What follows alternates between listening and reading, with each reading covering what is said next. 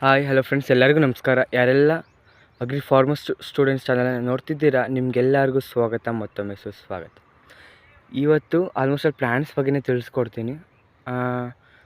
First ನಮ್ಮ ಚಾನಲ್ನ ಬಗ್ಗೆ ವಿಶೇಷತೆ ನಿಮಗೆ ತಿಳ್ಕೊಬೇಕಂದ್ರೆ ನಿಮಗೆಲ್ಲ ಗೊತ್ತು. ಅಗ್ರಿ ಪ್ರಾಕ್ಟಿಕಲ್ನ ಲೈಕ್ ಓರಿಯೆಂಟೆಡ್ ಆಗಿರೋವಂಥ ಯಾವ್ಯಾವ್ದು ಬರ್ಬೋದು ಅಂತ ಪ್ಲ್ಯಾಂಟ್ಸು, ಸ್ಪೈಸೀಸ್ ಆಗಿರ್ಬೋದು, ಸ್ಪೀಷೀಸ್ ಆಗಿರ್ಬೋದು, ಎಲ್ಲನೂ ತೋರಿಸ್ಕೊಡೋವಂಥ ಕೆಲಸ ಮಾಡ್ತಿದ್ದೀವಿ.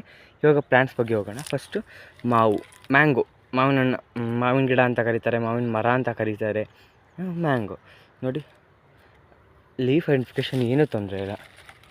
ನೋಡಿದ್ರಾ, ಇದು ಅಪೋಸಿಟ್ ಫಾರ್ಮೇಷನ್ ಇದೆ ಲೀವ್ಸು. ಮತ್ತು ಫ್ಲವರ್ಸ್ ನೋಡಿ, ಇದು ಫ್ಲವರಿಂಗ್ ಟೈಮ್. ಇವಾಗ ಇನ್ನೂ ಎಲ್ಲೂ ಕಾಯಿ ಬಿಟ್ಟಿಲ್ಲ, ಚಿಕ್ಕ ಕಾಯಿ ಬಿಟ್ಟಿಲ್ಲ. ಮಾವಿನ ಹಣ್ಣೆಲ್ಲ ನೋಡಿರ್ತೀರಲ್ಲ, ಫ್ಲವರ್ ನೋಡ್ಕೊಳ್ಳಿ.